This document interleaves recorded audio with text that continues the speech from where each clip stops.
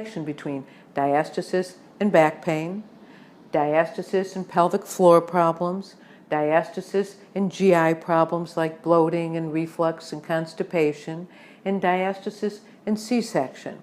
So many people have this condition and just don't know it. Why? Because they're never checked for it. And it's not just women who have had a baby are affected with a diastasis, although pregnancy and childbirth does seem to make it worse. Pregnancy is just one of the causes of diastasis. There's so many other causes, like having surgery where they blow up your belly with air, exercising improperly, and just gaining weight in the abdominal area. The great news is that you can close a diastasis no matter when you got it or how you got it. But once you find out, you need to close it right away, because a diastasis only gets worse as you age, with improper exercise, and with each pregnancy. And the larger the diastasis, the harder it is to bring it back together and the longer it'll take. The larger your diastasis, the more severe your side effects from a diastasis will be. Treating a diastasis is all about healing the stretched out and weakened connective tissue. When you heal the connective tissue or strengthen it, that is what brings the muscles together. The Tupler Technique is both a research and evidence-based program. It's a 4-step program. And the philosophy behind the Tupler Technique is basically 3 things. The first thing is repositioning the connective tissue and the muscles. So let me talk about the connective tissue first. So if my connective tissue is all stretched out, the point is to take the stretch off the stretched out connective tissue. So I'm going to bring the connective tissue like this. And we do this by wearing continuously, all the time, a Diastasis Rehab splint. It's the same concept as wearing a cast. And what's the point of wearing a cast? You take the 2 ends of the bone when they're broken and you cast it so they continuously stay in this position so that they fuse together. Well, it's the same thing with the connective tissue. We want to continuously keep it in this narrow position. You only take it off for 15 minutes when you bathe. We also want to bring the muscles together. Now, if the muscles are separated and you start exercising and you engage the muscles move this way, right? When they move this way, it doesn't strengthen them, right? And what does it do? It stretches the connective tissue sideways. And the whole point is taking the stretch off the stretched out connective tissue. So we need the muscles to be here, close together, to move in the right direction, front to back. And that is what strengthens the abdominal muscles, by moving front to back.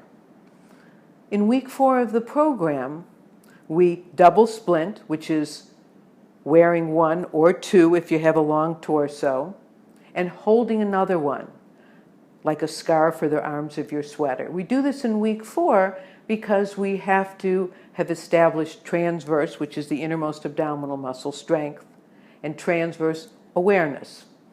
All right? So it's just like being in the real estate business, all right? The diastasis business is the same. Location, location, location. Location of the muscles, location of the connective tissue. In week 4 of the program, we also use our corrective connective tissue cream. And it has the same effect as a butterfly Band-Aid, because when you stretch the tape and you put it on the skin, the tape wants to recoil to its original unstretched position. So that recoiling is a communication between the skin and the connective tissue to move closer together. Right? We prepare the skin the first 4 weeks with our corrective connective tissue cream. this cream, besides preparing the skin, also nourishes the connective tissue. So that's the first thing that we do. The second thing is protecting the connective tissue. We want to protect it from getting stretched forward. We want to protect it from getting stretched sideways. So let me talk about the forward stretch first. The innermost muscle, the transverse muscle that I just mentioned, the action of the muscle is forwards and backwards. All right? If it goes forward, it's going to stretch the connective tissue. When it goes backwards, it takes the stretch off the connective tissue. So we want to use our transverse with activities of daily living before we move, because if we don't, then it's going to be going forward, stretching the connective tissue, because we use this transverse muscle with every move that we make. So we have to start developing an awareness before we move to engage our muscles. So that's the forward stretch. The other forward stretch comes from an abdominal facing down position. If you're like this, all right, if you bend over or do any exercises where the abdominals are facing down, all the weight of the organs is going to put pressure stretching that connective tissue. So we don't want to do that. So those are the two ways to prevent stretching: holding the transverse in and not doing any exercises or sports or positions where the abdominals are facing down. The other stretch is a sideways stretch, okay? And that comes with flaring the ribs. So you don't want to be exercising where you flare the ribs. You don't want to do yoga or back bends or anything where you flare the ribs, all right? Because that stretches it sideways, okay? You also don't want to do this movement, this forward crossover movement, because that's a shearing movement, and that stretches the connective tissue sideways like this also. So these are the two things that you don't want to do, okay? We want to protect the connective tissue from getting stretched forward and getting stretched sideways. The third thing is strengthening both the connective tissue and the muscles. So we now have the connective tissue in a narrow position.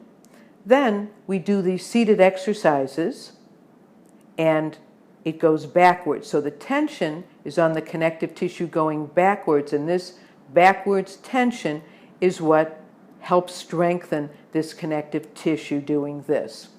We also want to strengthen the muscles, because when we're doing these exercises, it brings blood flow to the connective tissue, and we need to have our abdominals be strong for all our activities of daily living, when we pick up our child, when we stand, when we sit, when we go to the bathroom, when we sneeze, when we cough.